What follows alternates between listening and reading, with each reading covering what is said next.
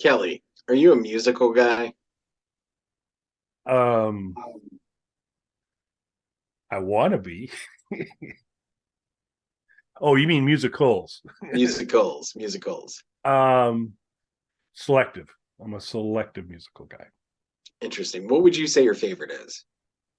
Um, Book of Mormon. Yeah, Book of Mormon. Closely followed by Monty Python and the Holy Grail. Spam a lot.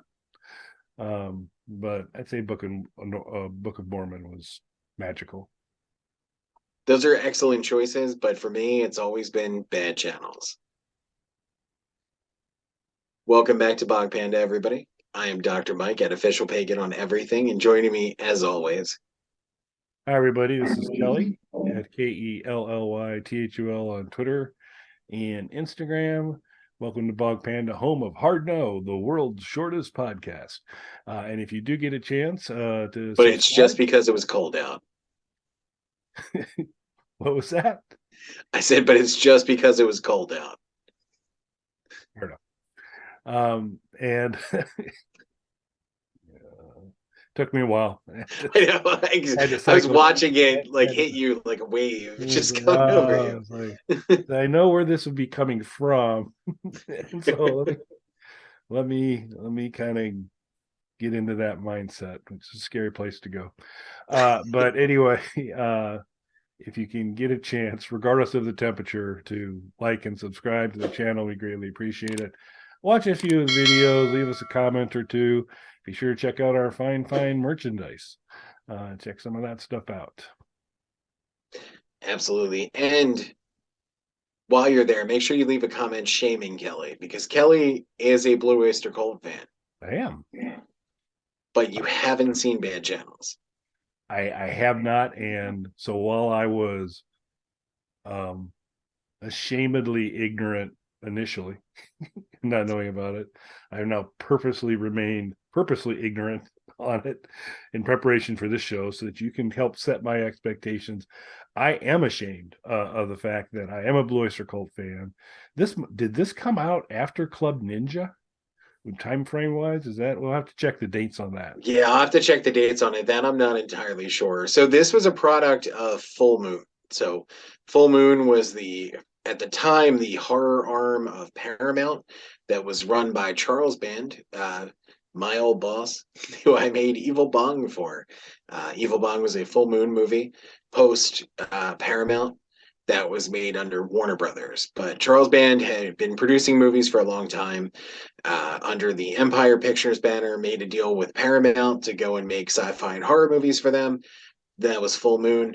They were low budget movies, low budget by Hollywood standards. But when you say low budget, growing up in the 80s and 90s, that was really the time when direct to video movies really exploded.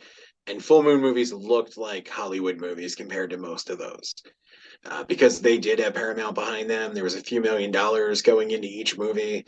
So they looked, again, not like a mainstream Hollywood movie exactly, but head and shoulders over what their actual competition were. So, and tons of production value in their stuff. And they started to expand into merchandising pretty quickly. They knew that they were kind of building up a universe and they had a lot of different franchises that were going. They started crossing them over into things. They started putting out toys and comic books, all kinds of merchandising things. They were like the kiss of horror at the time. Pretty much, if you could put a Full Moon character on it, they would do it. So they started making they started making more and more merchandise and started making their way towards music a little bit. And they started putting out soundtracks to their movies because the fans, such as myself, really wanted those. A lot of which were composed by Richard Band, Charles Band's brother, who had composed for a lot of stuff, not just Full Moon related projects. Somehow, though, along the way, that led to them deciding they were going to do a musical. And who better to do that musical with than Blue Oyster Cult? We're both Blue Oyster Cult fans. There is other music in the movie as well. So there is a few different bands who contributed songs and make appearances in the movie, but the bulk of the music is Blue Oyster Cult, and they did the entire score as well. So it's a Blue Oyster Cult musical centered around a radio station that is taken over by an alien. and it is marvelous in the amazing B movie, intentionally sort of campy, over the top way that it is. Think if the Asylum or for a Sharknado movie had a lot more money, that would be the kind of thing that we're talking about here. And what's cool about it, I've been a Bad Channels fan for a long time. I want to say it's really what introduced me to Blue Oyster Cult. I'd obviously I'd heard Godzilla, I had heard Don't Fear the Reaper, maybe one other song before, so I kind of knew they existed. That's really what hooked me on Blue Oyster Cult, though, was this movie, because I was exposed to 20 Blue Oyster Cult songs throughout the course of this movie. And not I didn't rent this initially or go see this initially because of Blue Oyster Cult, just because I was a fan of full moon movies.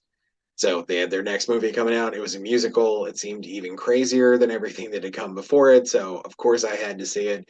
It made me a Blue Oyster Cult fan. I got the soundtrack for it right away, and just great stuff. I am a fan of musicals, particularly when bands do musicals. Um, they're really hit and miss usually. This one is great, but I do think bands doing movies is a really hit and miss thing. But when it works, it's a really cool thing, and I think it works out well. So the reason that we're talking about it, though, is it is being re-released on VHS, the cutting edge format of VHS. So a lot of the older full moon movies have been reissued recently, of course, on DVD and then Blu-ray and various box sets and things like that.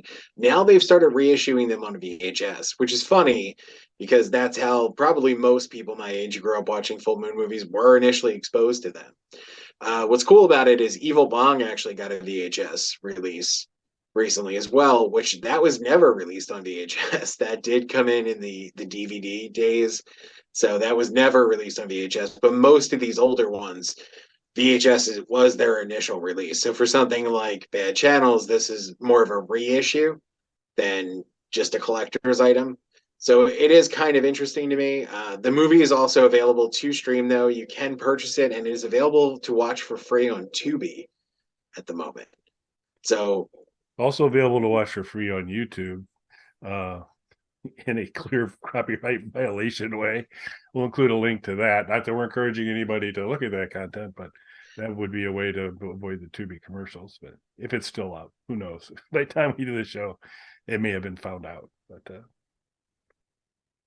yeah, I'm surprised something like that wouldn't get pulled down, if only for the songs. I know a lot of movies make their way up there, but songs usually get copyright claimed really quickly. yeah, no, it was because the limited research I did, because I wanted to be a blank slate, which I'm pretty much was on Bad Channels. But I did come across. I wonder if I could see it on YouTube, and so checked it out. Sure enough, it was there.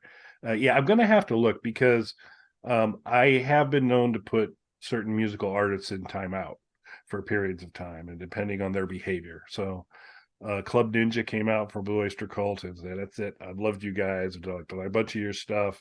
But Revolution by Night was a little, I don't know. And then this Club Ninja thing came out and said, "You're in timeout." So I just kind of backed away from Blue Oyster Cult for a while. I Alice, gotta take a look here and see when that came out. my my kind of two ultimate favorite musical performers or bands are, of course, Alice Cooper, well noted by all the shows we do on that, and The Clash was the other one. Both of them I put in timeout for a period of time as well. With Alice, it was Raise Your Fist and Yell. I loved Constrictor, thought it was really cool. Raise Your Fist and Yell came out, and I said, "Okay, Alice, you're parked for a while," and so packed him away. And then when the reimagined Clash came out after Joe Strummer fired Mick Jones, bought their next album with huge, because I'm always, Joe Strummer's kind of always been my favorite in the band anyway. So I figured this is going to be just awesome. And it wasn't. and so I guess in fairness, I didn't put them in timeout. They put themselves in timeout. They realized it was a horrible mistake. And so the Clash was no more. So this was released. Bad Channels released in 1992. Okay. That's So a good. little after Club Ninja. Okay. Well, which is why they were in timeout for me, so that's why they could put out musicals or have a parade float or different things, and I'm not going to know because You they're in just weren't a timeout. part of it. I have nothing to do with you. Yeah, let me see where that falls in the timeline here. Yeah, so there was Club Ninja and then Imaginos. Okay, well that's when they came out of timeout for me was Imaginos. So is a season investiture of the castle of Baron von Frankenstein at was Helia. Greatest song title ever.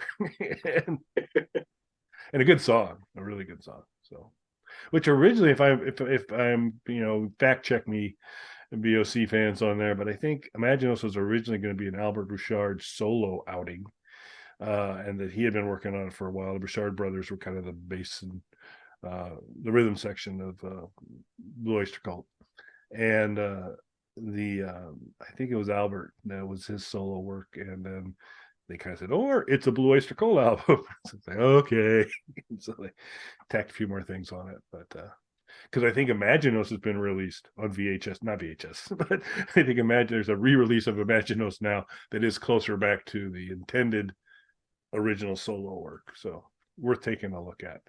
But yeah, so I'm looking forward to checking it out. I because I just had like zero understanding of it. I found something that said bad channels. I kind of jumped forward a little bit in it, started to get the feel of the vibe, and then just jumped all the way to the end of the credits, which are lengthy, by the way. A lot of credits to sit through before they get to who wrote the songs. So, okay, yeah, this is Blue Oyster Cult. This is the one Mike's talking about, just to be sure. So it didn't immediately leap out to me that this was Blue Oyster Cult music in the quick little stops I made, but I could have been hitting some of those other artists as well during. Yeah, there's a couple other bands who contributed to it, and you can get so Blue Oyster Cult released an album with all their material, which is an album's worth of material because it's at least 3 or 4 Blue Oyster Cult like full songs, and then there's the whole score that they did as well. So it's a full album's worth of material, and then Full Moon also released like a deluxe soundtrack that has all the Blue Oyster Cult tracks and the other band contributions as well. So you get those extra bonus tracks on there also, which are worth checking out as well. Well, our good friends back in the days of Snarkalic Radio and heavy use of Twitter and all that, we had a crew who used to watch the bad movies on Sci-Fi. That group's kind of grown to be now the Late Night Movie Club, and they watch some stuff on the weekends. And I may have to suggest this as have a bad channels viewing at some point in time. So that could be kind of fun. So we'll see. Well, I look forward to you watching it and hearing your opinion on it, sir. I See if will. you're going to be adding the VHS to the collection. Yeah, and it includes a free Commodore 64 program as well, I believe, right? On the VHS tape. It would be amazing. A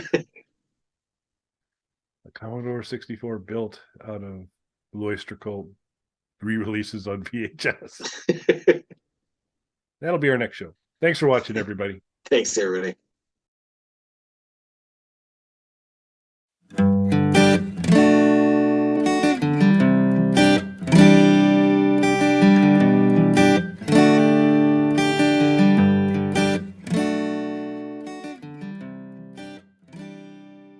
Bog Panda.